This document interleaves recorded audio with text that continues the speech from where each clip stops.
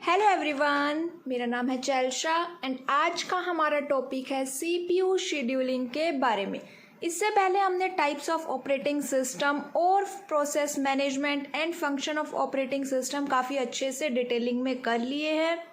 ये आज की हमारी ऑपरेटिंग सिस्टम की थर्ड क्लास है जिसके अंदर हम सीपीयू शेड्यूलिंग के बारे में देखेंगे। अगर आपको क्लास अच्छी लगती है तो चैनल को प्लीज़ सब्सक्राइब कर दीजिएगा और अपने फ्रेंड सर्कल के साथ भी शेयर कर दीजिएगा। चलिए तो स्टार्ट करते हैं आज की हमारी क्लास। उससे पहले हम देख लेते हैं कि हम क्या क्या टॉपिक्स आज कवर करने वाले हैं। हम इंट्रोडक्शन करेंगे, ऑब्जेक्टिव्स है, कुछ की टर्म्स के बारे में देखेंगे, सीपीयू शेड्यूलिंग के टाइप्स के बारे में हम देखने वाले हैं जो कि है first come first serve, shortest job first, shortest remaining next, round robin, priority, multiple queues and multiple level feedback queue. इन सब के बारे में हम आज one by one with numericals करने वाले हैं। तो चलिए स्टार्ट करते हैं सीपीयू शेड्यूलिंग से। सीपीयू शेड्यूलिंग को शॉर्ट टर्म शेड्यूलिंग भी कहते हैं। ठीक है, क्या कहते हैं सीपीयू शेड्यूलिंग को? सीपीयू शेड्यूलिंग को हम शॉर्ट टर्म शेड्यूलिंग भी कहते हैं। अगर आपने प्रोसेस मैनेजमेंट वाली क्लास, जो फर्स्ट क्लास थी हमारी, उसमें हमने प्रोसेस शेड्यूलिंग के बारे में बात की थी। तो प्रोसेस जो शेड्यूलिंग है उसके अंदर हम 3 शेड्यूलिंग की बात कर रहे थे वहाँ पे, long term, short term and medium term scheduling. उसी में से जो शॉर्ट टर्म शेड्यूलिंग है उसको हम क्या बोलते हैं? सीपीयू शेड्यूलिंग बोलते हैं। ठीक है, और शेड्यूलिंग क्या होती है? शेड्यूलिंग जो है set of policies and mechanisms होते हैं। अब देखिए डेफिनेशन क्या कहती है। डेफिनेशन कहती है कि it is the process of deciding which process will own the CPU to use while another process is suspended. मतलब कि कौन सी प्रोसेस सीपीयू को यूज़ करेगी और कौन सी प्रोसेस रिज्यूम या सस्पेंड हो जाएगी। ठीक है, ये सारे काम कौन देखता है भाई? सीपीयू शेड्यूलिंग देखती है ये सारे काम। वो एक मैकेनिज्म सेट करती है इन सब के लिए और शेड्यूलर ये काम करता है। तो अब यहाँ पे देख सकते हो कि जो सीपीयू शेड्यूलिंग है उसका मेन फंक्शन है क्या भाई? उसका मेन फंक्शन है कि जब भी सीपीयू फ्री हो, आइडल हो ना, उसको प्रोसेस दे दो काम करने के लिए। मतलब कि सीपीयू को खाली नहीं बैठने देना है, उसको काम देते रहो। जब तक कि काम हमारे पास है तब तक सीपीयू को काम देते रहो, उसको आइडल फ्री नहीं छोड़ना है। ये काम है हमारी सीपीयू शेड्यूलिंग का। तो इतना आपको समझ में आ गया कि भी सीपीयू शेड्यूलिंग क्या होती है और उसका मेन फंक्शन, मेन पर्पस क्या है। तो चलिए आगे चलते हैं, ऑब्जेक्टिव्स के बारे में देख लेते हैं कि भाई कुछ मेन जो ऑब्जेक्टिव्स, या हम कई बार इनको क्राइटेरिया भी बोल देते हैं। तो देखिए जो पहला पॉइंट है वो ये है कि सीपीयू का मैक्सिमम यूटिलाइजेशन होना चाहिए और सीपीयू को बिजी रखना है जब तक कि पॉसिबल हो सके। क्या है? एक तो उसका मैक्सिमम यूटिलाइजेशन, मतलब मैक्सिमम यूटिलाइजेशन कब होगा? जब वो बिजी रहेगा। दूसरा पॉइंट क्या है कि allocation of CPU should be fair. Third point है मैक्सिमम थ्रूपुट होनी चाहिए। मैक्सिमम थ्रूपुट का मतलब क्या है? Number of process that completed their execution per time unit should be maximized. मतलब जो भी प्रोसेस कंप्लीट हो रही है ना, वो अपना पूरा मैक्सिमाइज जो उनका थ्रूपुट है, जो भी उनका काम, प्रोडक्टिविटी, वो पूरा मैक्सिमम होना चाहिए। ठीक है, फोर्थ पॉइंट की बात करते हैं। जो टर्न अराउंड टाइम है वो भाई मिनिमम होना चाहिए। एक्चुअली में जितनी भी टाइमिंग की बात होती है ना यहाँ पर, वो सारे क्या होते हैं? मिनिमम होने चाहिए। Time taken by a process to finish execution should be least. Turn around time का क्या मतलब है कि कोई प्रोसेस कंप्लीट हो रही है तो वो कम से कम टाइम में कंप्लीट हो, उसका जो वेटिंग टाइम है वो भी कम हो और जो उसका रिस्पॉन्स टाइम है वो भी मिनिमम होना चाहिए। तो ये हमारे क्या होते हैं? किसी भी एक एल्गोरिदम को चूज़ करने के लिए क्राइटेरिया डिसाइड किए गए हैं। अब कुछ टर्म्स है, की टर्म्स है जो इन शेड्यूलिंग से रिलेटेड है, जैसे कि अराइवल टाइम। भाई अराइवल टाइम क्या होता है कि कोई प्रोसेस रेडी क्यू में कब आई। अब हमने 3 क्यू के बारे में बात की थी ना, ready queue, job queue, waiting queue. तो रेडी क्यू में कब आई वो टाइम क्या होता है, अराइवल टाइम होता है। मतलब कि वो प्रोसेस को सीपीयू को लेने के लिए वो रेडी है, ठीक है। कंप्लीशन टाइम क्या होता है कि भाई कोई प्रोसेस कितने टाइम में कंप्लीट हुई, उसका एग्जीक्यूशन कब कंप्लीट हुआ, वो क्या होगा उसका कंप्लीशन टाइम। बर्स्ट टाइम क्या होता है, बर्स्ट टाइम मतलब कि एक प्रोसेस को एग्जीक्यूट होने में कितना टाइम लगा, उसके एग्जीक्यूशन में कितना टाइम लगा। बर्स्ट टाइम को हम प्रोसेसिंग टाइम भी बोल देते हैं और कई बार इसको हम एग्जीक्यूशन टाइम भी बोल देते हैं। ये जो बर्स्ट टाइम के नाम है, जब कोई न्यूमेरिकल आता है तो उसके अंदर कभी बर्स्ट टाइम ना देके वो प्रोसेसिंग टाइम भी मेंशन कर देता है। अब बात करते हैं टर्न अराउंड टाइम। तो टर्न अराउंड टाइम कैसे फाइंड आउट करेंगे भी, फॉर्मूला है completion time minus arrival time. Waiting time कैसे निकालते हैं, वेटिंग टाइम मतलब कि भाई उसने रेडी क्यू में कितनी देर वेट किया। निकालेंगे कैसे, टर्न अराउंड टाइम माइनस में प्रोसेसिंग टाइम। अब बात करते हैं थ्रोपुट। थ्रोपुट कैसे निकलती है, तो जो number of process completed divided by time unit. CPU utilisation 100% होना चाहिए। फॉर्मूला है processor busy time divided by processor idle time plus processor busy time. तो ये कैसे होगा, आइडल तो हमें रखना ही नहीं है, तो वो टाइम कितना होगा, लगभग हमारा यहाँ पे 0 ही रहता है। रिस्पॉन्स टाइम क्या होता है कि भाई वो कब आई, लेकिन उसको सीपीयू ने एग्जीक्यूशन के लिए कब लिया। तो फर्स्ट रिस्पॉन्स माइनस में सबमिशन ऑफ रिक्वेस्ट, ये है हमारा रिस्पॉन्स टाइम। तो ये सारे टाइम आपको समझ में आ गए। ये जितनी भी की टर्म्स है, जितने भी फॉर्मूले हैं, हमें जब भी न्यूमेरिकल्स हम निकालेंगे तो उसके अंदर हमें इसकी रिक्वायरमेंट होगी। तो चलिए अभी बात कर लेते हैं सीपीयू शेड्यूलिंग के टाइप्स की। भाई 2 टाइप की एल्गोरिदम है मेन। फर्स्ट है प्रिमिटिव शेड्यूलिंग और सेकंड है non primitive scheduling. Last class में भी हमने प्रिमिटिव और नॉन प्रिमिटिव के बारे में डिस्कस किया था जब हम टाइप्स ऑफ ऑपरेटिंग सिस्टम देख रहे थे, ठीक है। तो क्या था, प्रिमिटिव में क्या होता है, प्रिमिटिव में इंटरप्ट आता था और नॉन प्रिमिटिव में कोई भी इंटरप्ट नहीं होता। और दूसरी जो मेन बात प्रिमिटिव के अंदर हमने बात की थी वो क्या थी, कॉन्टेक्स्ट स्विचिंग। कॉन्टेक्स्ट स्विचिंग जो है इस शेड्यूलिंग में बहुत होती है। अब बात कर लेते हैं यहाँ पे प्रिमिटिव शेड्यूलिंग का क्या मतलब है। तो यहाँ पे मतलब है कि एक प्रोसेस रनिंग स्टेट से रेडी स्टेट में स्विच हो गई और वेटिंग स्टेट से रेडी स्टेट में स्विच हो रही है। अब ये स्टेट क्या है, जब हमने फर्स्ट क्लास देखी थी तो उसमें हमने देखा था कि प्रोसेस की 5 स्टेट की वहाँ पे बात हुई थी।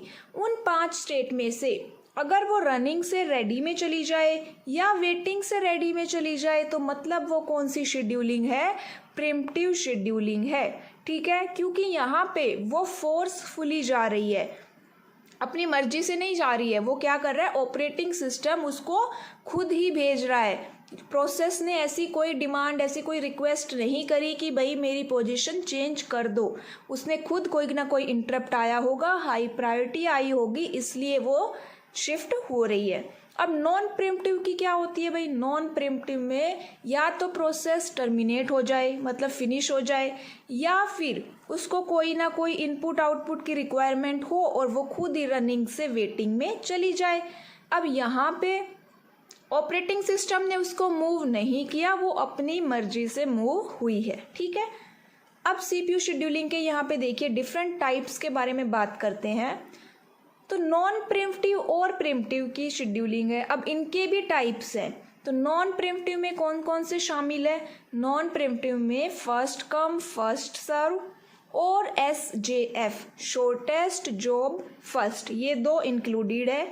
और प्रिमिटिव में आता है शॉर्टेस्ट रिमेनिंग जॉब नेक्स्ट या shortest job remaining next, round robin और प्रायोरिटी शेड्यूलिंग, ये 3 प्रोसेस इसमें इंक्लूड है। इसके अलावा हम मल्टीपल क्यू के बारे में और multi level feedback queue scheduling के बारे में भी हम बात करेंगे। ठीक है, ये दोनों काफ़ी इंपॉर्टेंट है, मल्टीपल क्यू और मल्टीपल लेवल फीडबैक क्यू, ये काफ़ी इंपॉर्टेंट है, इसके बारे में भी हम डिस्कस करने वाले हैं। तो अभी चलिए ध्यान से देखिएगा, क्लास को स्टार्ट करते हैं। फर्स्ट कम फर्स्ट सर्व, ये हमारी पहली शेड्यूलिंग एल्गोरिदम है, सबसे सिंपल एल्गोरिदम है ये, अभी तक की सबसे सिंपलेस्ट एल्गोरिदम कौन सी है? First come first serve. इसका एक ही फंडा है, जो पहले आया उसको पहले सीपीयू अलॉट कर दो। ठीक है, मतलब ये किस प्रिंसिपल को फॉलो करती है? फर्स्ट इन फर्स्ट आउट के प्रिंसिपल को ये फॉलो करती है। कैरेक्टरिस्टिक्स क्या है? ये नॉन प्रिम्प्टिव भी हो सकती है और प्रिम्प्टिव भी हो सकती है। ठीक है, इसके अंदर जो भी टास्क है वो कैसे होंगे भाई? फर्स्ट कम फर्स्ट सर्व के बेसिस पे एग्जीक्यूट होंगे। इजी टू इम्प्लीमेंट है, यूज़ करने में भी इजी है एल्गोरिदम, इसीलिए ये ज़्यादा एफिशिएंट नहीं है। इतना मतलब इजी हो रहा है सब कुछ, तो ये ज़्यादा एफिशिएंट नहीं है क्योंकि इसका वेटिंग टाइम बहुत ज़्यादा होता है। एडवांटेज क्या है? Easy to implement and first come first serve method है। डिसएडवांटेज क्या है? इसके अंदर कन्वॉय इफेक्ट होता है। अब आप कहेंगे कि मैम कन्वॉय इफेक्ट क्या होता है, तो देखिए हम बात करते हैं अभी कन्वॉय इफेक्ट, जो कि first come first serve scheduling में अराइज होता है। तो कन्वॉय इफेक्ट का मतलब क्या है कि वेयर ए लार्ज और resource intensive process ties up system resources and causes a backlog of other process waiting to use those same resources। तो इस बात से आपको क्या समझ में आ रहा है? कन्वॉय इफेक्ट, यहाँ से अगर आपको इस डेफिनेशन से समझ नहीं आ रहा है तो आप इस एग्जाम्पल के थ्रू एक बार समझ के देखिए कि मान लीजिए हमारे पास 3 प्रोसेस ए बी सी है।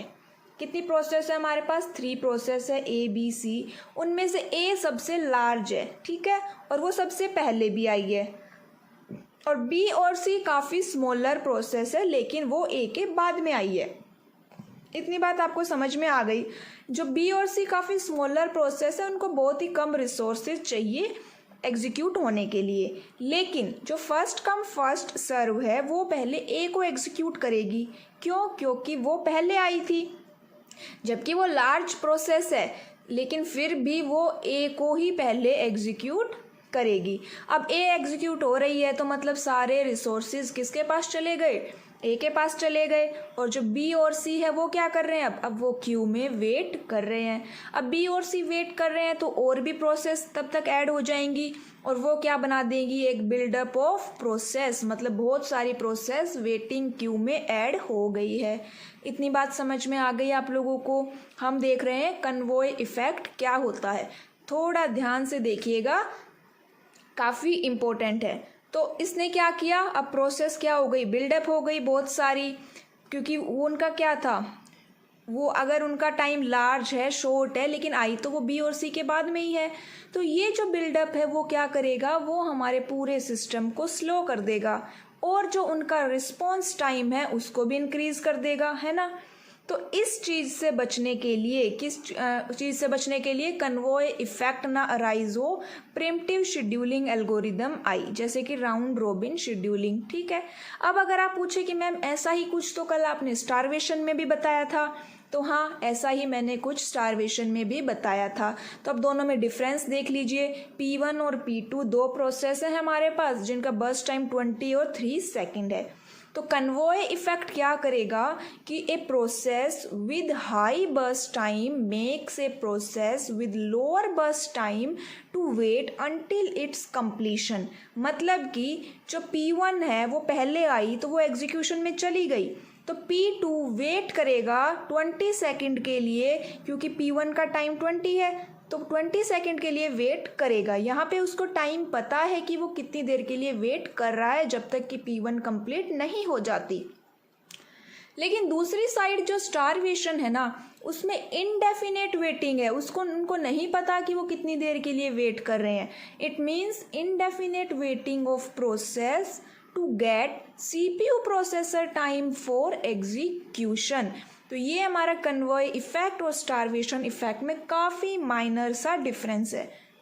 सेकंड आता है कि एवरेज वेटिंग टाइम काफ़ी हायर है और first come first serve is very simple and easy to implement and hence not much efficient. ठीक है, इतना आपको समझ में आ गया कि क्या है ये फर्स्ट कम फर्स्ट सर्व। अब इसको देखिए एग्जाम्पल के थ्रू हम देखते हैं। यहाँ पे आपके सामने एक प्रॉब्लम लिखी हुई है कि consider the following table of arrival time and burst time for 5 processes P1, P2, P3, P4, P5। Consider it non preemptive. ठीक है, ये प्रोसेस है P1 से P5, उनका अराइवल टाइम दिया हुआ है और उनका प्रोसेसिंग टाइम यहाँ पे मेंशन है। अराइवल टाइम प्रोसेसिंग टाइम की यूनिट सेकंड है यहाँ पे। अब क्या करेंगे हम, सबसे पहले क्या बनाएंगे, गैंट चार्ट बनाएंगे। कौन सा चार्ट बनता है यहाँ पे, गैंट चार्ट बनता है। फुल फॉर्म होती है generalised activity normalisation time table. जैसे कि मैंने स्टार्ट किया हुआ है यहाँ पे, तो मैंने क्या लिखा हुआ है भाई, मैंने पहले P1 और P2 को डाल दिया। अब क्यों डाल दिया, तो देखिए अराइवल टाइम से देखते हैं, 0 है अराइवल टाइम। कौन आया 0 पे, P1 आ गया, उसने अपना पूरा प्रोसेसिंग टाइम 3 ले लिया यहाँ पे। फिर उसके बाद किसका नंबर आएगा, 3 टाइम तक कितने एंट्री हो चुकी है, 3 टाइम तक P2 की भी एंट्री हो चुकी है और P3 की भी एंट्री हो चुकी है। आप इनका अराइवल टाइम देखिए, वहाँ पे P2 की एंट्री और P3 की एंट्री हो चुकी है। तो अब किसका टर्न आएगा, अब आएगा टर्न P2 का टर्न आएगा। तो अब कौन एग्जीक्यूट होगा, P2, और P2 का प्रोसेसिंग टाइम कितना है, 3। तो मतलब कितना हो जाएगा, अब यहाँ पे टोटल पिछले वाले में ऐड होता जाएगा, 6 हो गया। अब कौन थी एंट्री, किसकी एंट्री हुई है, P3 की एंट्री हुई थी, तो इसके कितना प्रोसेसिंग टाइम है, 1। तो मतलब कितना हो जाएगा यहाँ पे 7। P3 के बाद कौन है, P4 है, क्योंकि इसका अराइवल टाइम 5 है। देखिए अराइवल टाइम अगर 0 नहीं है, मतलब बाय डिफ़ॉल्ट 0 होता है, यहाँ पे दिया हुआ है, तो एक बार अराइवल टाइम ज़रूर देख लीजिएगा। फर्स्ट कम फर्स्ट सर्व है, लेकिन अराइवल टाइम भी देख लीजिएगा। तो P4 का कितना हो गया, 11। फिर लास्ट में कौन बच गया, P5, और P5 का कितना है, 2 प्रोसेसिंग टाइम, तो टोटल कितना हो जाएगा 13। अगर आपको गैंट चार्ट बनाना आ गया तो जो इनका response time, waiting time, turn around time, वो आप इजीली फाइंड आउट कर सकते हो। इसलिए सबसे इम्पोर्टेंट यहाँ पे क्या है, गैंट चार्ट बनाना ही है, आपको वही सीखना है। अब हम निकालेंगे एवरेज टर्न अराउंड टाइम। काफ़ी सिंपल सा गैंट चार्ट था, जो पहले आया उसको आपको प्रोसेस करवाना है। ठीक है, एवरेज टर्न अराउंड टाइम क्या है, देखिए इसका फॉर्मूला क्या बताया था अभी हमने पीछे, कि completion time minus arrival time. क्या निकालेगा ये, टर्न अराउंड टाइम निकालेगा। ठीक है, कंप्लीशन टाइम माइनस में अराइवल टाइम। अब P1 का कंप्लीशन टाइम क्या है देख लीजिए। P1 प्रोसेस है, कंप्लीट कितने में हो रही है, वो कंप्लीट हो रही है 3 पे। तो कंप्लीशन टाइम क्या है उसका, 3। और उसका अराइवल टाइम क्या था, उसका अराइवल टाइम पीछे टेबल में अगर हमने देखा था तो 0 था। तो यहाँ पे कितना है हमारा, देखिए आप अराइवल टाइम क्या है, 0। यहाँ पे एक स्क्रीन पे नहीं आ पा रहा है, इसलिए ऊपर नीचे करना पड़ रहा है। 3 हो गया। अब ऐसे ही सेम ऐसे ही P2 का निकाल लीजिए। P2 का जो कंप्लीशन टाइम है वो कितना है, 6 है, और उसका अराइवल टाइम टेबल में मेंशन होगा। अगर अराइवल टाइम नहीं दिया गया है तो बाय डिफ़ॉल्ट वो 0 होगा। ठीक है, फिर उसके अकॉर्डिंग आपको अपने टेबल में देखना है कि कौन सी प्रोसेस कब आ रही है। जैसे P1, P2, P3, P5, P4 आ रही है, तो आपको वो सीरीज़ फॉलो करनी है। P2 का निकल गया इस तरह से। अब P3 का देखिए, P3 का कंप्लीशन टाइम है 7 माइनस में 3, ऊपर दिखाई दे रहा है। और P4 का कितना है, P4 का कंप्लीशन टाइम 11 माइनस में अराइवल टाइम कितना है, 5।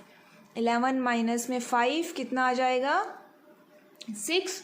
अब P5 का निकालेंगे। P5 का देखिए 13 है कंप्लीशन टाइम, माइनस में अराइवल टाइम कितना है इसका, 8।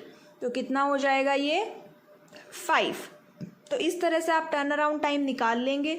अब एवरेज की बात हो रही है, तो देखिए आपको पता है कि एवरेज का मतलब क्या होता है, टोटल करके डिवाइड कर दो जितनी टर्म्स दी गई है। तो यहाँ पे total P1 P2 P3 P4 P5 सबका टर्न अराउंड टाइम का हम ऐड करेंगे, एडिशन करेंगे।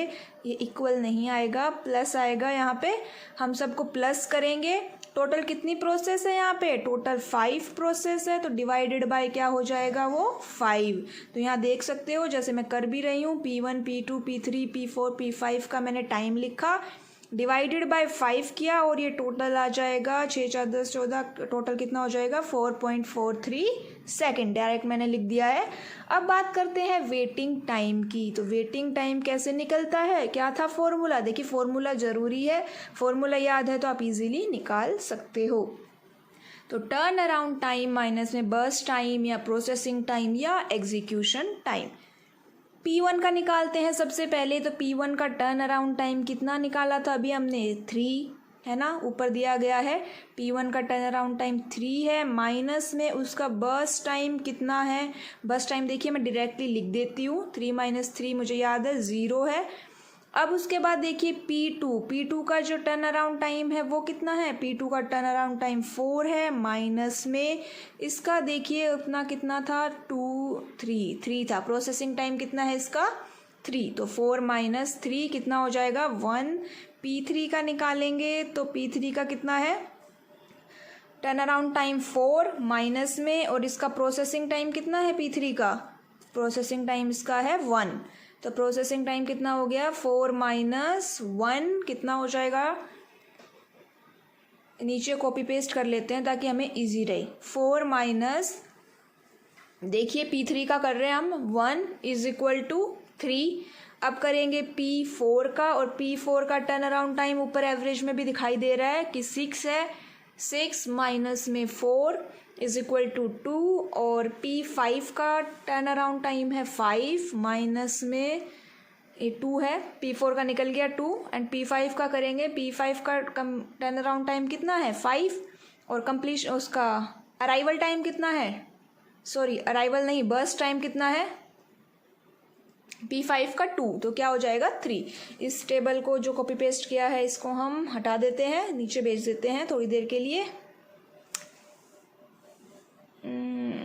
कट नहीं हो रहा, तो चलो हम इसको नीचे भेज देते हैं। तो इस तरह से आप क्या निकाल सकते हो? टर्न अराउंड टाइम और वेटिंग टाइम। अब बात करते हैं एवरेज वेटिंग टाइम की। तो एवरेज वेटिंग टाइम कैसे निकलेगा? जितना P1 P2 P3 P4 P5 सबके वेटिंग टाइम को प्लस कर दीजिए और डिवाइड कर दीजिए कितने से? 5 से। तो यहाँ पे देखिए 0 + 1 + 3 + 2 + 3 डिवाइडेड बाय 5, तो कितना आ जाएगा? 3 3 6 7 8 9 9/5, और कितना हो जाएगा ये? 1.8। यूनिट कितनी दी हो रखी है ऊपर? सेकंड। तो इस तरह से हमने एवरेज वेटिंग टाइम भी निकाल लिया है। इतना आपको समझ में आ गया कि कैसे गैंट चार्ट बनाया हमने, कैसे टर्न अराउंड टाइम निकाला। अगर आप 2-3 क्वेश्चन सॉल्व करेंगे तो आपको इजीली ये जो इनके फॉर्मूले हैं वो याद हो जाएंगे एक तरह से, मतलब आपको समझ में आ जाएगा। फिर आपको बार बार में इनको अपने देखना नहीं पड़ेगा कि क्या फॉर्मूला था। अब एक बात कर लेते हैं रिस्पॉन्स टाइम की। कब उसको रिस्पॉन्स मिला वो कैसे निकालते हैं? देखिए रिस्पॉन्स टाइम में एक होता है कब उसने क्यू में एंट्री करी, रेडी क्यू में कब उसने एंट्री करी, और दूसरा होता है CPU ने कब उसको पिक किया। ठीक है, वो चीज़ें होती है। तो यहाँ पे देखिए रिस्पॉन्स जो हम देखते हैं रिस्पॉन्स टाइम में, इस सब को हम डिलीट कर देते हैं क्योंकि ये हमने अभी समझ लिया है और हमें टेबल नहीं दिखाई दे रही है, इसलिए हमने इसको डिलीट कर दिया। अब यहाँ पे देखिए फर्स्ट रिस्पॉन्स माइनस में उसका अराइवल टाइम। P1 देखिए, P1 का फर्स्ट रिस्पॉन्स कब मिला उसको? 0 पे मिल गया। कब मिला था उसको? 0 पे। और अराइवल कब हुआ था उसको? 0 पे ही हुआ है। तो कितना हो जाएगा ये? 0। P2 की बात करी जाए तो P2 का देखिए फर्स्ट रिस्पॉन्स 3 है। 3 माइनस में अराइवल टाइम कितना है उसका? 2 है। तो कितना हो जाएगा ये? 1। P3 देखिए, P3 का रिस्पॉन्स है 6 एंड अराइवल टाइम है उसका 3। तो 6 - 3 = 3। P4 की बात करते हैं। P4 का फर्स्ट रिस्पॉन्स है 7 माइनस में अराइवल टाइम है उसका 5। तो कितना हो जाएगा, 2 हो जाएगा ये। और P5 का जो फर्स्ट रिस्पॉन्स है वो है 11, सॉरी ये कंप्लीशन टाइम है 13, तो 11 है इसका, माइनस में अराइवल टाइम है 8, माइनस में है 8, तो कितना हो जाएगा ये 3। तो इस तरह से हमने रिस्पॉन्स टाइम कैलकुलेट कर लिया। और अब अगर एवरेज रिस्पॉन्स टाइम की बात की जाए तो एवरेज रिस्पॉन्स टाइम कैसे निकलता है, सभी प्रोसेस के रिस्पॉन्स टाइम को प्लस कर दीजिए और डिवाइडेड बाय क्या हो जाएगा वो 5 से। तो P1, P2, P3, P4, P5 का रिस्पॉन्स टाइम क्या है, 0 + 1 + 3 2 + 3 divided by 5 is equal to कितना हो जाएगा, 3 3 6 7 8 9। जो हमारा वेटिंग टाइम आया था वही ये आया है, 9/5 इज इक्वल टू 1.8। तो इस तरह से हम रिस्पॉन्स टाइम निकालते हैं। अब थ्रोपुट देख लीजिए कैसे निकलती है। तो throughput is equal to number of processes by total completed time. तो 5 प्रोसेस है यहाँ पे और कंप्लीटेड टाइम इनका कितना है 13, तो 5/13 हो जाएगा। CPU यूटिलाइजेशन की अगर बात करें तो लगभग हर एक शेड्यूलिंग में 100% ही निकलता है। अब यहाँ पे देखिए कैसे निकाले हमने। तो प्रोसेस की जो टोटल टाइमिंग कितनी है 13 हुई, 13/13 मल्टीप्लाई में 100, क्योंकि जो प्रोसेस आइडल टाइम है CPU का यहाँ पे वो 0 ही होता है। CPU आइडल टाइम, अगर आपको लास्ट जो अभी हमने थोड़ी देर पहले फॉर्मूला भी देखा था तो उसमें भी CPU आइडल टाइम को आप 0 ही लिखिएगा तो CPU यूटिलाइजेशन 100% हो जाएगा। इस तरह से हम फर्स्ट कम फर्स्ट सर्व के क्वेश्चन को सॉल्व कर सकते हैं। अब सेकंड जो एल्गोरिदम आती है वो है SJF, शॉर्टेस्ट जॉब फर्स्ट। इसके अंदर हम जिसका भी प्रोसेसिंग टाइम सबसे कम होता है पहले उसको एग्जीक्यूट करेंगे, लेकिन साथ ये प्रिम्प्टिव और प्रिम्प्टिव दोनों हो सकती है। इसका एवरेज वेटिंग टाइम काफ़ी कम होता है बाकी प्रोसेस के कंपैरिजन में। कैरेक्टरिस्टिक देखिए, एवरेज वेटिंग टाइम कम होता है और स्टारवेशन की प्रॉब्लम अराइज हो जाती है। स्टारवेशन अगर आ जाए तो आप एजिंग एक टेक्निक है जो कि स्टारवेशन को प्रिवेंट करती है। एजिंग क्या करेगी कि जो भी प्रोसेस काफ़ी लंबे समय से वेट कर रही है उसकी प्रायोरिटी को इंक्रीज़ कर देगी, जिससे कि उसको रिसोर्सेज जल्दी मिल जाए एग्जीक्यूशन के लिए। ठीक है, ये एक एजिंग एक टेक्निक है। और SJF आप कब यूज़ करिए, जब आपको CPU टाइम एडवांस में पता हो। एडवांटेज क्या है, एवरेज वेटिंग टाइम को रिड्यूस करती है और ज़्यादातर हम इसको लॉन्ग टर्म शेड्यूलिंग में यूज़ कर रहे हैं। डिसएडवांटेज क्या है, इसका स्टारवेशन है और ये कई बार कॉम्प्लिकेट हो जाता है एडवांस में हमें पता करना, प्रिडिक्ट करना कि क्या लेंथ रहेगी रिक्वेस्ट की। तो ये सेकंड SJF का आपके सामने एक न्यूमेरिकल दिखाई दे रहा है। 5 प्रोसेस है, लिखा हुआ है नॉन प्रिम्प्टिव है। ये प्रोसेसिंग टाइम दिया गया है और अराइवल टाइम भी दिया गया है। गैंट चार्ट सबसे पहले हमें इसका बनाना है। प्रोसेसिंग टाइम सबसे मिनिमम उठाना है, लेकिन ध्यान रखिएगा पहले अराइवल टाइम भी देख लीजिएगा कि 0 अराइवल के ऊपर वो प्रोसेस आई भी है या नहीं आई। तो हम 0 से स्टार्ट करते हैं और 0 के ऊपर कौन है, 0 के ऊपर P4 पहले एंट्री कर चुका है, तो इसलिए हमने इसको P4 को सबसे पहले एग्जीक्यूट करवा दिया। अब ये नॉन प्रिम्प्टिव है। नॉन प्रिम्प्टिव का मतलब कि जो एक बार एग्जीक्यूशन के चली गई वो एग्जीक्यूट होके ही बाहर आएगी, इसीलिए ये नॉन प्रिम्प्टिव है। अब इसमें थोड़ा सा ध्यान दीजिएगा, हम एक वेटिंग क्यू बना के चलते हैं।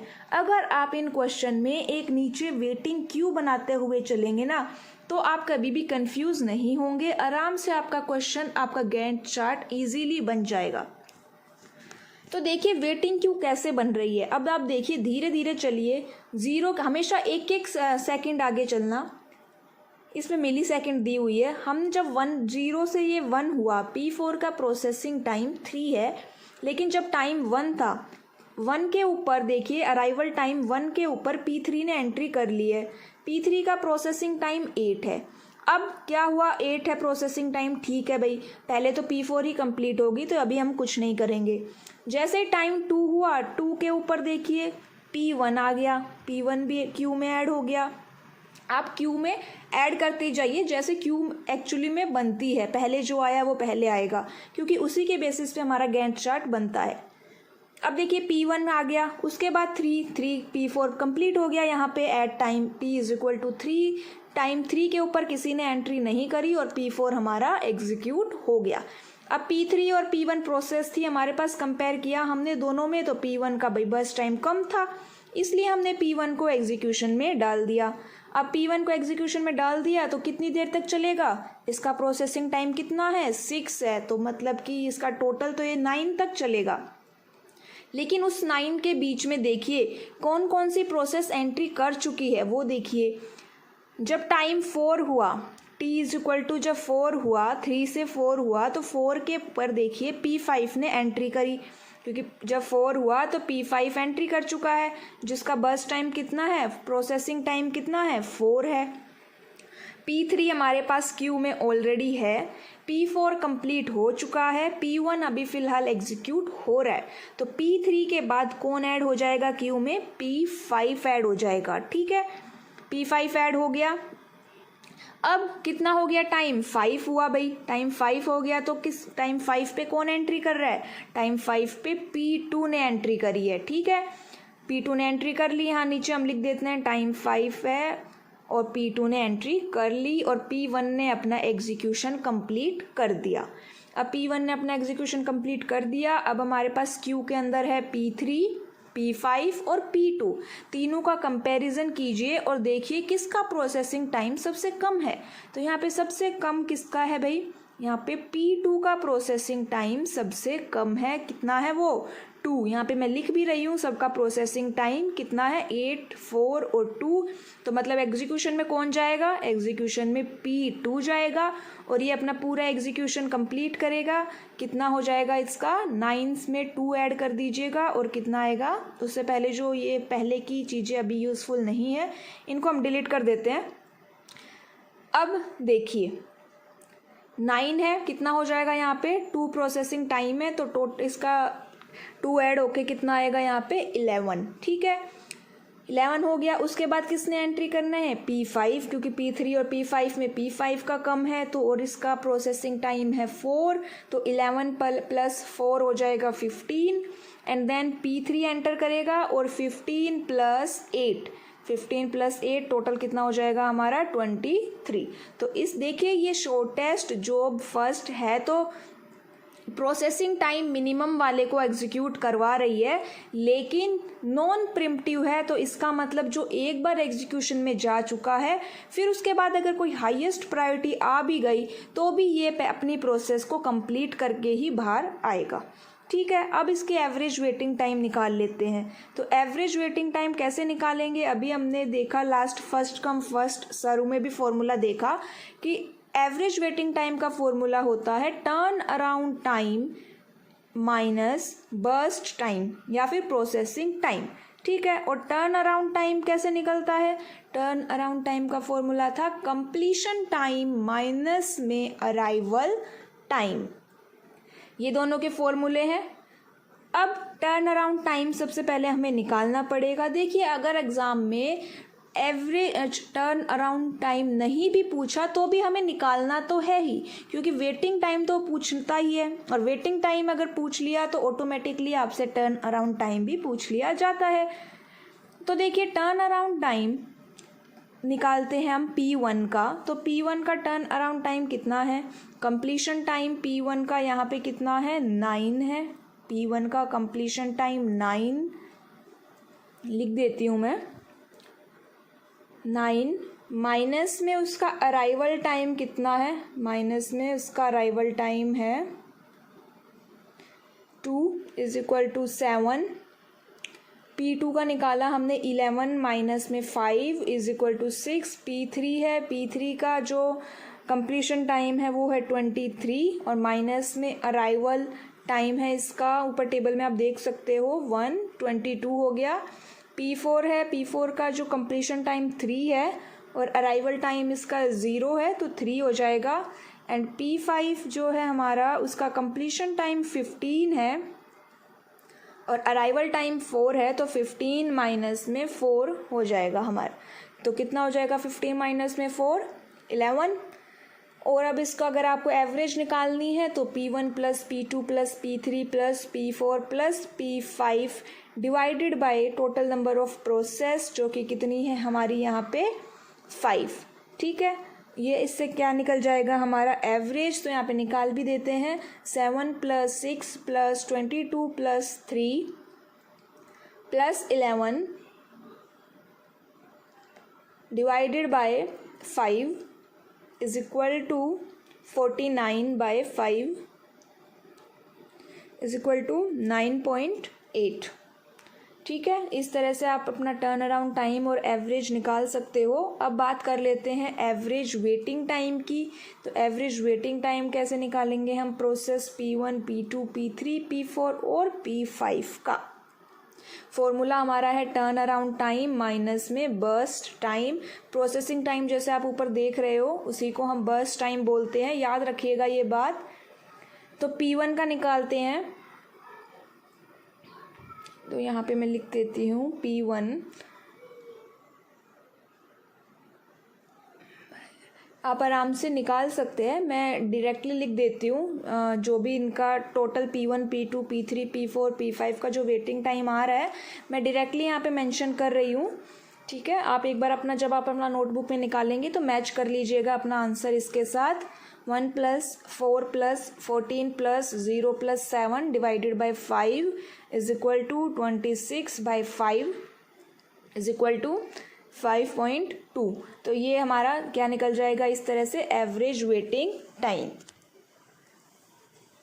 ठीक है, और अगर थ्रोपुट होता तो कितना हो जाता? 5/23 हो जाती उसकी थ्रोपुट। अब बात करते हैं थर्ड एल्गोरिदम जो कि है shortest remaining time next. Shortest remaining time next ये एक प्रिमिटिव वर्जन है किसका? SJF का। कैरेक्टरिस्टिक्स क्या क्या है इसके कि भाई ये फास्टर है SJF से, और सेकंड इसके अंदर बहुत सारे कॉन्टेक्स्ट स्विचिंग होती है। कॉन्टेक्स्ट स्विच का मतलब क्या? स्वैपिंग बहुत ज़्यादा यहाँ पे होती है, और इतनी स्वैपिंग की वजह से जो इसका एडवांटेज है ना फास्ट का वो थोड़ा सा छुप जाता है, हाइड हो जाता है। एडवांटेज की बात कर ली जाए तो एडवांटेज देखिए कि जो प्रोसेस छोटी होती है, शॉर्ट होती है, आर हैंडल्ड वेरी फास्ट। ठीक है, सेकेंड पॉइंट है the system also requires very little overhead since it only make a decision when a process completes और a new process is added. मतलब कि केवल उसको एक ही बात का ध्यान देना है कि कब एक प्रोसेस कंप्लीट हो रही है और कब उस नई ऐड हो रही है। सिर्फ इसीलिए उसका ओवरहेड काफ़ी, उसका जो बर्डन है वो काफ़ी कम हो जाता है। डिसएडवांटेज की बात करें तो स्टारवेशन आ जाता है यहाँ पे। जो बड़ी प्रोसेसेस होती है वो क्या करेगी? इनडेफिनेटली वेट करती है। की कैरेक्टरिस्टिक्स के बारे में बात की जाए तो प्रिमिटिव है, डायनामिक है। डायनामिक का मतलब यहाँ पे ध्यान से समझिएगा कि जो अराइवल टाइम और बर्स्ट टाइम है ना वो चेंज होता रहता है, क्योंकि हम कॉन्स्टेंटली लास्ट तक बार बार में री इवेलुएट और कंपेयर करते रहते हैं बर्स्ट टाइम को। इसीलिए वो क्या है? डायनामिक है, मतलब हर बार वो जो चेंज होता रहेगा हमारा बर्स्ट टाइम। अब क्वेश्चन देखेंगे तब आपको समझ में आ जाएगा। वेटिंग टाइम लो होता है और हायर कॉम्प्लेक्सिटी है। देखिए इसका न्यूमेरिकल 5 प्रोसेस यहाँ पे भी दी गई है, ध्यान दीजिएगा ये प्रिमिटिव वर्जन है।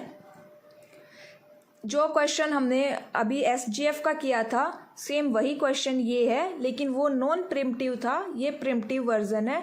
ये ऊपर थोड़ा सा शायद मिस्टेक से मैंने अराइवल और प्रोसेसिंग को गलत लिख दिया है, तो एक बार उसको करेक्ट कर लेते हैं। ये अराइवल टाइम है और वो प्रोसेसिंग टाइम है। देखिए अगर आपको क्लास अच्छी लग रही है तो प्लीज़ चैनल को लाइक, शेयर एंड सब्सक्राइब कर दीजिएगा, और अपने फ्रेंड सर्कल में भी ज़रूर शेयर कर देना अगर उन लोगों ने भी सेम एग्ज़ाम फिल किए हैं तो। ठीक है, नोट्स अगर आपको चाहिए तो आप डिस्क्रिप्शन बॉक्स में टेलीग्राम ग्रुप को फॉलो कर सकते हैं, वहाँ पे आपको PDF मिल जाएगी। तो चलिए स्टार्ट करते हैं। सबसे पहले ज़ीरो अराइवल टाइम पे किसने एंट्री करी? भाई ज़ीरो अराइवल टाइम पे P4 एंट्री कर चुका है।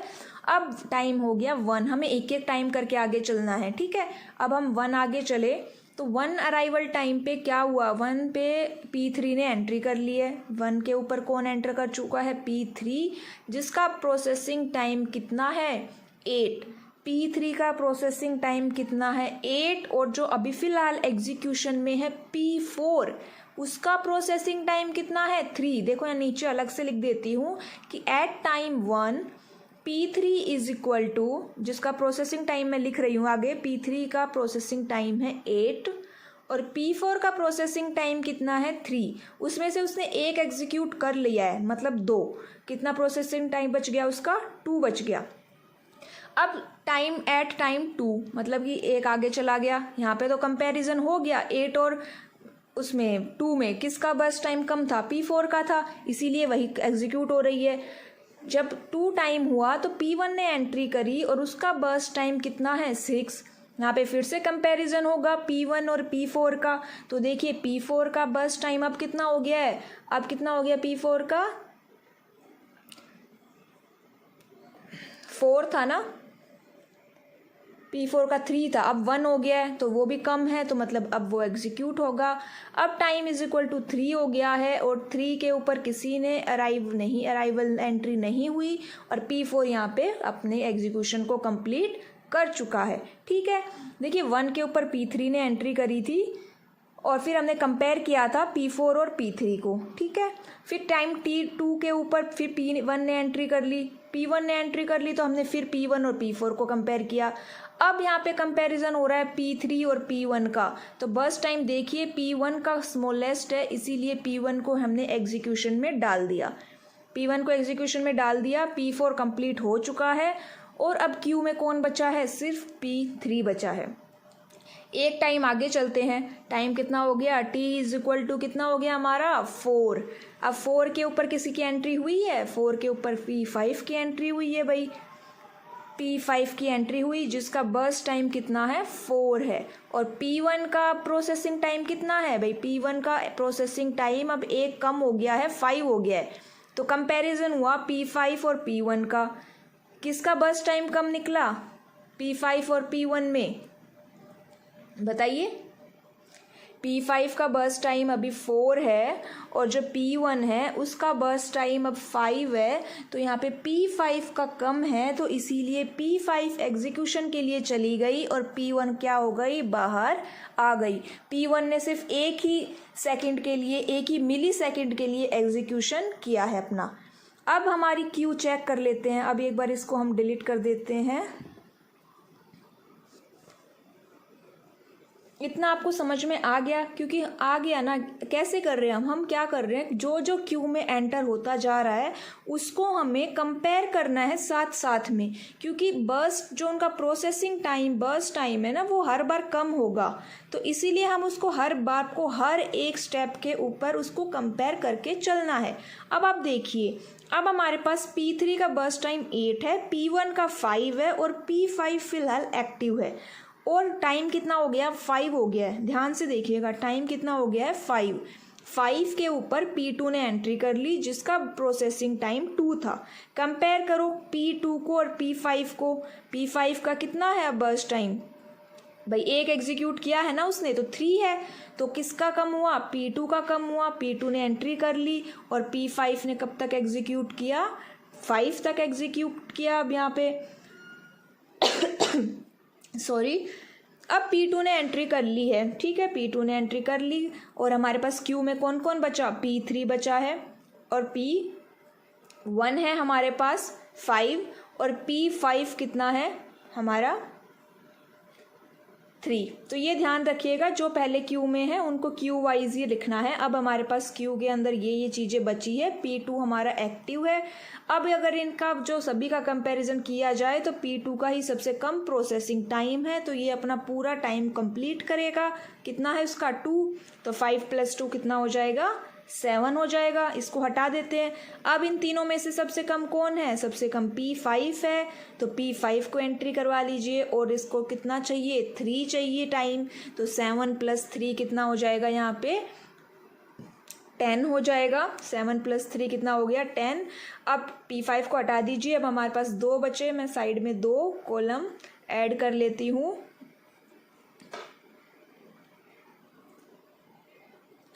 अब P कौन एंटर करेगा, P1 एंटर करेगा। P1 का टोटल कितना है 5, तो 10 + 5 कितना हो जाएगा यहाँ पे 15। उसके बाद P3 बचा सिर्फ हमारे पास, तो कितना हो गया +8, 15 + 8 कितना हो गया यहाँ पे 23। तो इस तरह से हम क्या कर सकते हैं, प्रिमिटिव वर्जन को हम इस तरह से Q की हेल्प से सॉल्व करेंगे। टर्न अराउंड टाइम यहाँ पे ध्यान से देखिएगा, अगर P1 का निकालेंगे तो P1 का देखो यहाँ पे 2 बार नाम आया है, लेकिन जो लास्ट में उसका कंप्लीशन हुआ है ना, वो टर्न अराउंड, वो उसका कंप्लीशन टाइम हम मानेंगे 15 है, माइनस में अराइवल 2 हो जाएगा। अब P2 की बात कर ली जाए तो P2 का कंप्लीशन टाइम यहाँ पे 7 है, P2 का यहाँ पे कितना है कंप्लीशन टाइम 7, माइनस में अराइवल टाइम 5 है।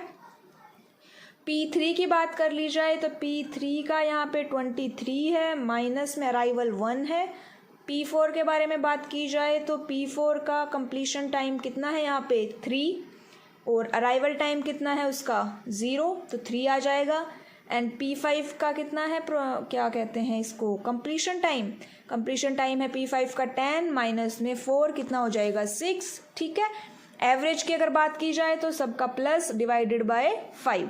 अब वेटिंग टाइम की अगर बात करो तो टर्न अराउंड टाइम माइनस में प्रोसेसिंग टाइम है, टर्न अराउंड टाइम माइनस में प्रोसेसिंग टाइम। P1 का कितना हो जाएगा 13, माइनस में 6 कितना आ जाएगा 7। P2 का निकालेंगे, P2 का है टर्न अराउंड टाइम 2, माइनस में प्रोसेसिंग टाइम 2, 0 हो जाएगा। P3 का टर्न अराउंड टाइम है हमारे पास 22, P3 का कितना है हमारे पास 22, माइनस में प्रोसेसिंग टाइम कितना है उसका 8, कितना आएगा 22 माइनस 8। और P4 का है हमारे पास टर्न अराउंड टाइम 3, माइनस में 3, 0। P5 का निकल जाएगा 6, माइनस में 4। तो इस तरह से हम वेटिंग टाइम निकाल लेंगे। अगर एवरेज निकालना है तो सबका प्लस डिवाइडेड बाय 5। थ्रोपुट कितनी हो जाएगी 5 अपॉन में जो टोटल लास्ट कंप्लीटेड टाइम है 23, वो हो जाएगा। अब बात करते हैं राउंड रॉबिन एल्गोरिदम की। तो राउंड रॉबिन एल्गोरिदम को RR एल्गोरिदम भी बोल देते हैं हम। इसके अंदर क्या है, हम एक फिक्स टाइम स्लॉट दे दिया जाता है। दूसरी बात, ये साइक्लिकली असाइन किए जाते हैं, मतलब कि क्लॉकवाइज डायरेक्शन में मूव करता है, एक साइकिल इसके अंदर होती है। प्रिमिटिव वर्जन है ये, फर्स्ट कम फर्स्ट सर्व का एक टाइम शेयरिंग टेक्निक है। तो चलिए बात कर लेते हैं कैरेक्टरिस्टिक्स की। सिंपल है, इजी टू यूज़ है, स्टारवेशन इसमें नहीं होता, ये बात ध्यान रखिएगा। क्यों? क्योंकि हर एक CPU को बैलेंस्ड एलोकेशन मिलता है, हर एक CPU का बैलेंस्ड एलोकेशन होता है। प्रिमिटिव वर्जन होता है ये, ठीक है। और जो CPU है वो एक लिमिटेड टाइम के लिए दिया जाता है।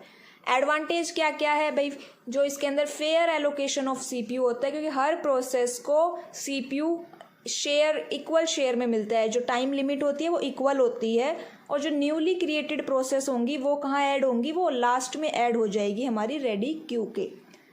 डिसएडवांटेज क्या होता है कि इसका लार्जर वेटिंग टाइम और रिस्पॉन्स टाइम है, लो थ्रोपुट होता है, ओवरहेड ज़्यादा होता है क्योंकि कंटेक्स्ट स्विचिंग यहाँ पे काफ़ी हो जाएगी। अगर हमारे पास टाइम जो क्वांटम है वो काफ़ी कम दिया गया है तो हमारा गैंट चार्ट बहुत ही बड़ा बन जाएगा। और जो टाइम कंज्यूमिंग है शेड्यूलिंग है वेरी फॉर स्मॉल क्वांटम, ठीक है। मतलब कि अगर 1 मिलीसेकेंड का टाइम दे दिया गया है तो उसके लिए गैंट चार्ट भी काफ़ी बड़ा बन जाएगा, और ये एक टाइम कंज्यूमिंग प्रोसेस भी हो जाती है। यहाँ देखिए कि राउंड रॉबिन एल्गोरिदम का ये न्यूमेरिकल है, 4 प्रोसेस दी गई है यहाँ पे। गिवन टाइम क्वांटम कितना है, यहाँ पे 2 दिया गया है टाइम क्वांटम। प्रोसेस देख लीजिए, अराइवल टाइम दिया गया है और प्रोसेसिंग टाइम। यहाँ पे फिर से प्रोसेसिंग टाइम और अराइवल टाइम को मैंने गलत लिख दिया, एक्चुअली मैंने कॉपी पेस्ट किया था ना, थोड़ा सा टाइम बचाने के चक्कर में। तो एक बार इसको करेक्ट कर लेते हैं।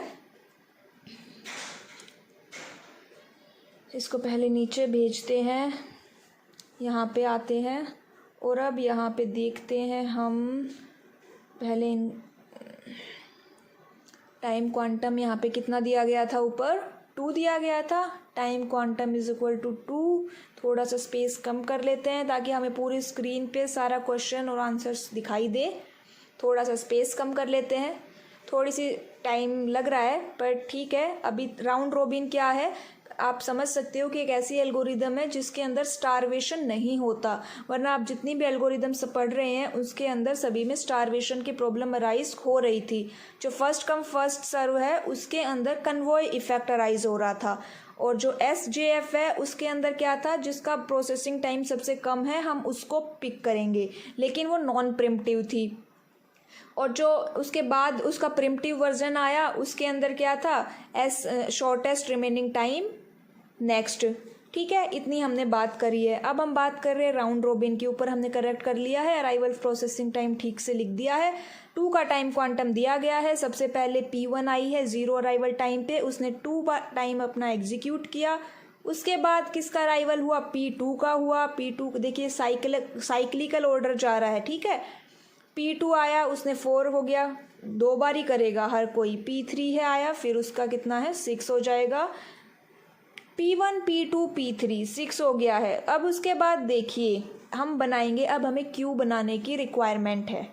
क्यों, क्योंकि हमें ये देखना पड़ेगा कि पहले कौन आया था, तभी तो वो साइक्लिकली ऑर्डर फॉलो होगा। तो हम टाइम 6 के ऊपर देखते हैं कि हमारे पास पहले कौन आया। P1 है हमारे पास क्यू के अंदर, जिसका प्रोसेसिंग टाइम 3 अभी रिमेनिंग है।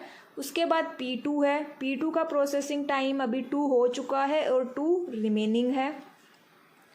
P3 आया, P3 का जो कितना था प्रोसेसिंग टाइम 2 था, तो इसका कंप्लीट हो चुका है, 0 है। अब इस मतलब ये प्रोसेस कंप्लीट हो चुकी है।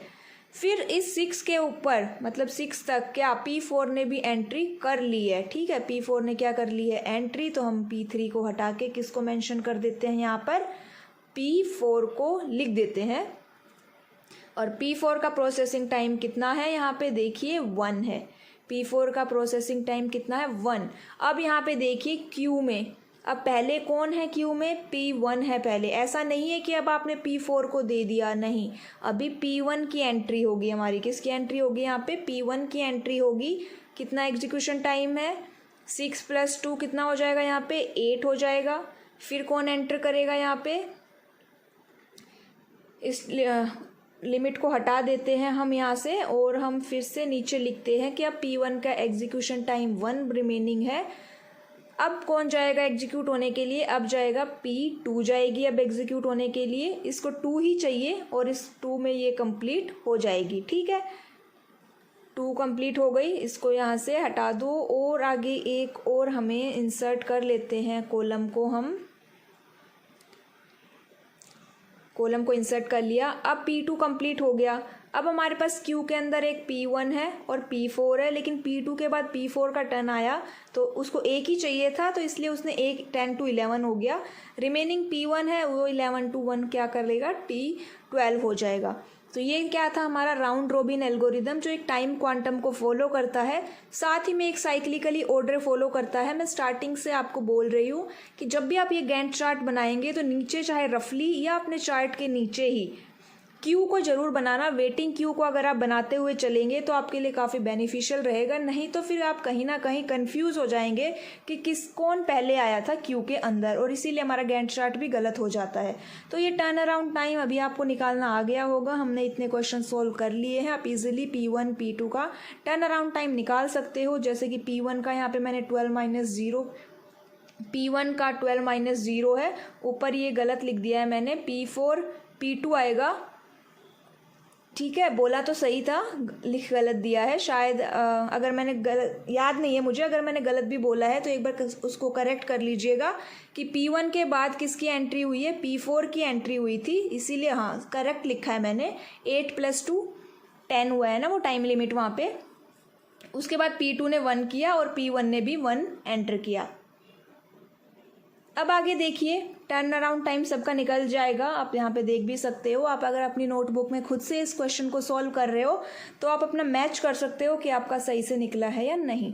P1 P2 P3 P4 का हमने टर्न अराउंड टाइम निकाल दिया है। एवरेज निकालने के लिए सबका प्लस करके डिवाइडेड बाय 4 करना है। वेटिंग टाइम कैसे निकलेगा, टर्न अराउंड टाइम माइनस में बर्स्ट टाइम, ठीक है, या प्रोसेसिंग टाइम। इसकी हेल्प से हम क्या निकाल सकते हैं, इसका वेटिंग टाइम। मैं आपको एवरेज का आंसर लिख के दिखा रही हूँ 4.7। आप अपना निकालिएगा और अपना क्वेश्चन में इस आंसर के साथ अपने आंसर को मैच करके देखिएगा। ठीक है, चलिए आगे चलते हैं, प्रायोरिटी शेड्यूलिंग की बात करते हैं। प्रायोरिटी शेड्यूलिंग में ये इसको हम प्रिम्प्टिव प्रायोरिटी शेड्यूलिंग एल्गोरिदम भी बोल देते हैं। ठीक है, ये एक प्रिम्प्टिव मेथड है of CPU scheduling algorithm, that works based on priority of a process. किसके ऊपर बेस्ड है ये? प्रायोरिटी के ऊपर बेस होता है। इसके कैरेक्टरिस्टिक देख लीजिए।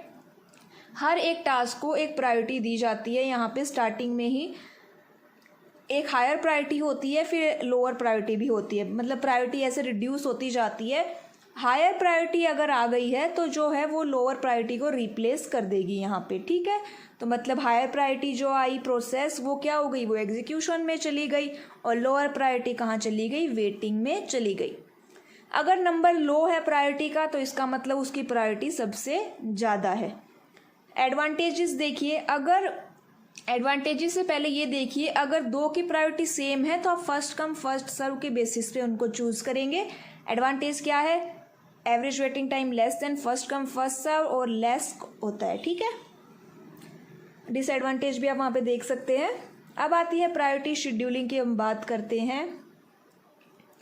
तो यहाँ पे 5 प्रोसेस दी गई है, P1, P2, P3, P4, P5 process है। उसका अराइवल टाइम है, उसकी प्रायोरिटी भी दी गई है, साथ में उसकी प्रोसेसिंग टाइम भी दिया गया है। हमें क्या बनाना है? सबसे पहले गैंट चार्ट बनाना है। अब यहाँ पे देखिएगा, सबसे पहले आप ये देख लीजिएगा अपनी प्रायोरिटी में कि किसकी प्रायोरिटी सबसे कम है और किसकी प्रायोरिटी सबसे ज़्यादा है। आप पहले ही प्रायोरिटी में चेक कर सकते हैं। अगर अराइवल टाइम 0 है तब तो जिसकी प्रायोरिटी कम है आप उसके अकॉर्डिंग अपने प्रोसेस को सिलेक्ट कर सकते हो। लेकिन अगर अराइवल टाइम दिया गया है तो पहले आपको अराइवल टाइम चेक करना पड़ेगा, उसके बाद प्रायोरिटी चेक होगी, ठीक है। तो यहाँ पे देखिए 2 जो है P2 की उसकी हायर प्रायोरिटी है और P5 की सबसे लोएस्ट प्रायोरिटी है। अब हम गैंट चार्ट बनाते हैं। सबसे पहले 0 के ऊपर P1 ने एंट्री करी है तो P0 के ऊपर P1 आ गया। अब time t is equal to 1 की अगर बात कर ली जाए तो कौन है? 1 के ऊपर किसकी एंट्री हो रही है? देखो t इज इक्वल टू 1 जो इसका अराइवल टाइम है 1 के ऊपर P2 एंटर कर चुका है और P2 की जो प्रायोरिटी है वो सबसे हायर है, मतलब सबसे ज़्यादा इसी की प्रायोरिटी है। तो ये अपनी एग्जीक्यूशन को कंप्लीट करेगा। मतलब आप देख भी सकते हो, अगर आप पूरी इस क्यू को ना बनाना चाहो तो शॉर्टकट की तरह भी आप यूज़ कर सकते हो कि भाई इसकी सबसे ज़्यादा प्रायोरिटी है तो ये तो एक बार में ही एग्जीक्यूट कर देगा, है ना। तो P2 को हमने एंटर करवा दिया। P1 एक ही यहाँ पे एग्जीक्यूट हुआ है, उसने अपनी केवल एक ही साइकिल को एग्जीक्यूट किया। अब आगे देखिए P2 जो है t इज इक्वल टू 2, जब टाइम 2 हो गया तो किसने एंट्री करी है? Time t is equal to 2 के ऊपर P3 का अराइवल है जिसकी हमारी प्रायोरिटी कितनी है? 4। कंपेयर कर भी सकते हो आप कि P3 और P2 को अगर कंपेयर करेंगे तो किसकी प्रायोरिटी ज़्यादा है? P2 की प्रायोरिटी ज़्यादा है, तो मतलब P2 यहाँ पे एग्जीक्यूट होगा। अब अगर फिर से एक सिंगल अगर आगे चले t is equal to 2, P2 का प्रोसेसिंग टाइम कितना है टोटल? P2 का प्रोसेसिंग टाइम यहाँ पे 4 दिया गया है, देखिएगा। कंपेयर कर लेते हैं हम यहाँ पे और P1 को भी साथ में लिख लेते हैं, इससे हमें Q भी याद रह जाएगी कि हमारी Q में क्या क्या है। P2, P3, P1 को हमने कंपेयर कर लिया। अब टाइम लिमिट हो गई हमारी 3। टाइम कितना हो गया हमारा? 3 के ऊपर किसने एंट्री करी है? P4 एंटर कर चुका है और साथ ही में हम लिख देते हैं कि P2 ने अपना एग्जीक्यूशन यहाँ पे कंप्लीट किया है और P2 का एग्जीक्यूशन कितने पे कंप्लीट हो जाएगा? 5 के ऊपर कंप्लीट हो जाएगा। तो हो गया, P2 भी एग्जीक्यूट कंप्लीट कर गया। और अब आगे चलते हैं हम। t इज इक्वल टू 3 था हमारा। अब यहाँ पे देखिए कि हमारे पास क्यू में क्या क्या है। आप एक बार ऊपर ध्यान से देखिए, अराइवल टाइम 5 तक सारी प्रोसेस क्यू में आ चुकी है। अब हम उनका प्रोसेसिंग टाइम प्रायोरिटी के साथ उनका लिखते हैं। यहाँ पे हम प्रोसेसिंग टाइम को नहीं लिख रहे, हम प्रायोरिटी लिख रहे हैं। तो देखिए P1 है हमारी, P1 की जो प्रायोरिटी है वो कितनी थी? 3 थी। P3 की 4 है प्रायोरिटी। उसके बाद कौन है हमारा क्यू में? उसके बाद क्यू में आया P4 आया। P3 के बाद क्यू में कौन आया है? P4 जिसकी प्रायोरिटी कितनी है? 6 है। एंड देन P5 आया। P5 की प्रायोरिटी कितनी है? 10। तो ये अभी हमारे क्यू में है। अब आप इनको एक एक करके इनकी प्रायोरिटी के वाइज एग्जीक्यूट करवा देंगे। अब देखिए क्यू में देखिए पहले P1 है, फिर P3 है, P4 है, फिर P5 है। तो मतलब किसका टर्न आ रहा है यहाँ पे? P1 का टर्न आया। अगर मान लीजिए कि P3 की प्रायोरिटी भी 3 होती, दोनों की सेम है, तब हम कौन सा मेथड यूज़ करते हैं? हम फर्स्ट कम फर्स्ट सर्व वाला मेथड यूज़ करते हैं। यहाँ पे जो पहले आया उसको आप पहले एग्जीक्यूट कीजिए। तो अब यहाँ पे P3 की प्रायोरिटी पहले ही 4 है, P1 यहाँ पे कंप्लीट करेगा अपना एग्जीक्यूशन। और कितने पे एग्जीक्यूशन कंप्लीट हो रहा है P1 का? 7 पे। उसके बाद देखिए यहाँ पे P3 एंटर करेगा और P3 को कितना प्रोसेसिंग टाइम है? P3 का प्रोसेसिंग टाइम है यहाँ पे 6, तो कितना हो जाएगा? 13। एंड P3 के बाद है P4 का प्रोसेसिंग टाइम है यहाँ पे 4, तो कितना हो जाएगा? 17। इसको थोड़ा सा हमें एक कॉलम की और रिक्वायरमेंट है, इसको एक बार ठीक कर लेते हैं। 17 नीचे चला गया है, एक कॉलम हम इसमें ऐड कर लेते हैं अपना अलग से, क्योंकि एक प्रोसेस अभी रिमेनिंग है हमारी P5, और P5 को हम यहाँ पे एग्जीक्यूट करवा देते हैं। P5 का जो प्रोसेसिंग टाइम है वो कितना दिया गया है? 2 दिया गया है। तो हम यहाँ पे कितना हो जाएगा? 17 + 2 कितना हो गया? 19। तो इस तरह से हम प्रायोरिटी के बेस्ड पे शेड्यूलिंग एल्गोरिदम्स के न्यूमेरिकल को सॉल्व कर सकते हैं। ठीक है, इतना आपको समझ में आ गया कि कैसे हमने प्रायोरिटी यूज़ की। जिस भी प्रोसेस का प्रायोरिटी नंबर कम है मतलब उसकी प्रायोरिटी ज़्यादा है, हायर प्रायोरिटी है। ठीक है, अगर अराइवल टाइम मेंशन नहीं किया गया है तो बाय डिफ़ॉल्ट आप उसको 0 लीजिए। चलिए अब बात कर लेते हैं वेटिंग टाइम और टर्न अराउंड टाइम। आप इजीली निकाल सकते हैं उस क्वेश्चन में। अब बात करते हैं मल्टीपल क्यू शेड्यूलिंग। इसको हम MLQ भी बोल देते हैं, मल्टी लेवल क्यू शेड्यूलिंग भी बोल देते हैं। जैसा आपको दिखाई दे रहा है 3 क्यू है, high priority to low priority. अब इसमें देखिए कि हेयर जो processes in the ready queue can be divided into different classes where each class has its own scheduling needs. इसका क्या मतलब है कि जो हमारी रेडी क्यू है जिसके अंदर डिफरेंट प्रोसेस एंटर कर चुकी है, हम उस रेडी क्यू को क्लासेस के बेस के ऊपर डिवाइड कर सकते हैं। ठीक है, अब कैसे डिवाइड कर सकते हैं? क्या बेसिस? जैसे फोरग्राउंड प्रोसेस और बैकग्राउंड प्रोसेस के बेस पे डिवाइड कर दिया। हर क्लासेस की अपनी अलग शेड्यूलिंग नीड्स होती है, इसीलिए MLQ की यहाँ पे रिक्वायरमेंट हुई। अब देखिए इसके अंदर मल्टीपल क्यूज़ होंगी, क्योंकि जो प्रोसेस है वो मल्टीपल क्यूज़ में डिवाइड कर दी गई है। अब वो मल्टीपल क्यूज़ में उनकी प्रायोरिटी के बेसिस पे डिवाइड कर दी गई है। ठीक है, हर एक क्यू का अपना एक प्रायोरिटी लेवल होगा। जो हायर प्रायोरिटी की प्रोसेस है वो हायर प्रायोरिटी क्यू में एंटर करेगी, और जो लोअर प्रायोरिटी की प्रोसेस है उनको हम लोअर प्रायोरिटी क्यू के अंदर रखेंगे। ठीक है, हर एक जो मल्टीपल क्यूज़ होती है और उन क्यूज़ की प्रायोरिटी भी होती है। हायर प्रायोरिटी की प्रोसेस को हायर प्रायोरिटी क्यू में रखेंगे, और जो लोअर प्रायोरिटी की प्रोसेस है उनको हम लोअर प्रायोरिटी की क्यू में रखेंगे। इतना समझ में आ गया? अब आगे देखिए प्रायोरिटीज़ क्या है? प्रायोरिटीज़ भाई उनके टाइप, उनके कैरेक्टरिस्टिक और उनकी इम्पोर्टेंस के बेसिस पे डिफाइन किया जाएगा, असाइन की जाएगी। ठीक है, जैसे कि जो इंटरेक्टिव प्रोसेस है, मतलब जो यूज़र से इंटरेक्ट कर रही है, यूज़र इनपुट आउटपुट हो गया, उनकी हायर प्रायोरिटी होती है देन दी बैच प्रोसेस जैसे कि बैकअप। प्रिम्पशन होता है, प्रिम्पशन मतलब कि जो हायर प्रायोरिटी वाली है वो लोअर प्रायोरिटी प्रोसेस को रिप्लेस या प्रिम्प्ट कर देगी। शेड्यूलिंग एल्गोरिदम हर एक अलग अलग जो क्यू है वो डिफरेंट एल्गोरिदम्स यूज़ करती है। जैसे कि यहाँ पे इंटरेक्टिव प्रोसेस राउंड रोबिन कर रही है और batch process first come first serve. Feedback mechanism, देखिए यहाँ पे फीडबैक बहुत ही इंपॉर्टेंट है। क्यों इम्पोर्टेंट है? क्योंकि मान लीजिए किस एग्जाम्पल के थ्रू कि एक इंटरेक्टिव प्रोसेस जो है लोअर प्रायोरिटी क्यू में वेट कर रही है। अगर हम फीडबैक लेंगे अपना तो हमें पता चलेगा कि उसकी लोअर प्रायोरिटी में वेट कर रही है, हम उसको अपग्रेड कर देंगे। Efficient allocation of CPU time, it assures that जो process with higher priority are executed in a timely manner which still allowing lower priority to execute when CPU is idle. Fairness, it provides a fair allocation of CPU time to different types of process based on their priority and requirement. इतनी बातें आपको समझ में आ गई है, काफ़ी easy सी language में लिखा गया है। कस्टमाइजेबल का मतलब क्या है, हम अपनी स्पेसिफिक रिक्वायरमेंट के अकॉर्डिंग शेड्यूलिंग को कस्टमाइज कर सकते हैं। लो शेड्यूलिंग ओवरहेड होता है क्योंकि प्रोसेस को परमानेंटली क्यू दे दी जाती है एक बार में। अब हमें सिर्फ एक काम करना है, किसको क्या कौन सी क्यू देनी है, बस वो काम हमें करना है शेड्यूलर को। स्टारवेशन और इनफ्लेक्सिबल इन नेचर इसके डिसएडवांटेजेस है। अब स्टार्टिंग में एक हमने डायग्राम देखा था, एक बार उस डायग्राम के बारे में देख लेते हैं कि वो डायग्राम क्या कहता है। देखिए यहाँ पे 3 प्रोसेस है, 3 क्यू है। System process Q1। System process वे होती है जो CPU को अपना काम करने के लिए चाहिए और इनकी प्रायोरिटी हमेशा ही सबसे हाईएस्ट होगी, ठीक है।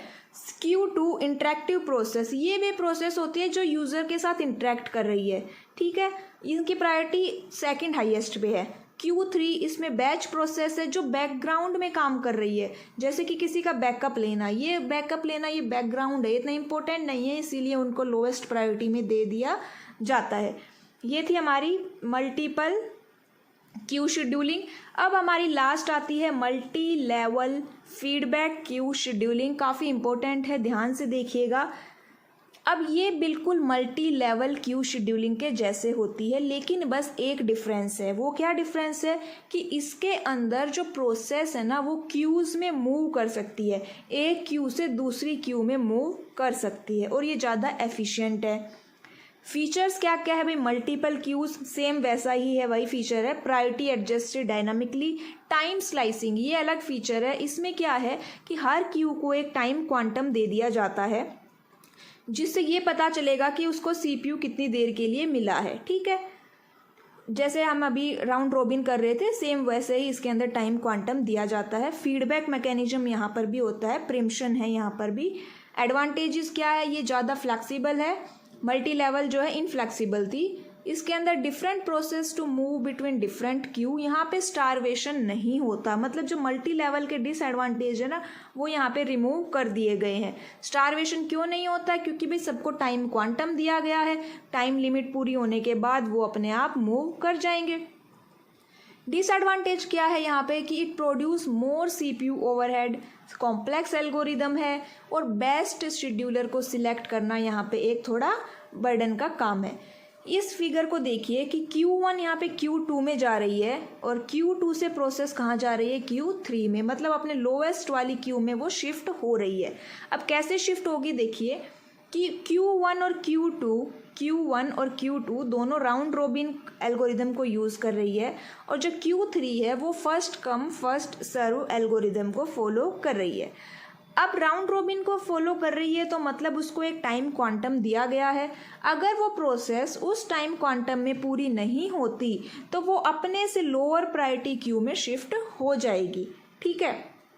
लेकिन अगर वो कंप्लीट हो जाती है तब तो ठीक है, लेकिन अगर उसको कोई इनपुट आउटपुट की रिक्वायरमेंट हो गई तब क्या, तब वो लोअर प्रायोरिटी में शिफ्ट नहीं होगी, ठीक है। जब वो दोबारा अपने इनपुट आउटपुट ऑपरेशन को काम को ख़त्म करके वापस आएगी ना तो वापस से वो हायर प्रायोरिटी क्यू में ही रखी जाएगी। इतना बात समझ में आ रही है ना आपको, कंफ्यूज मत होना। अगर टाइम लिमिट में कंप्लीट नहीं हुआ है तब वो शिफ्ट करेगी, लेकिन अगर वो इनपुट आउटपुट ऑपरेशन की वजह से उसने उस क्यू को छोड़ा है तो फिर वो दोबारा जब आएगी तो वो हायर प्रायोरिटी के अंदर ही रखी जाएगी। इन द लास्ट क्यू, जो लास्ट क्यू है उसके अंदर जो प्रोसेस है वो फर्स्ट कम फर्स्ट सर्व में मैनर में एग्जीक्यूट होंगी। A process in a lower priority can only execute with higher priority queues are empty. A process running in lower priority queue is interrupted by a process arriving in the higher priority queue। ठीक है, ये था आज का हमारा topic scheduling का।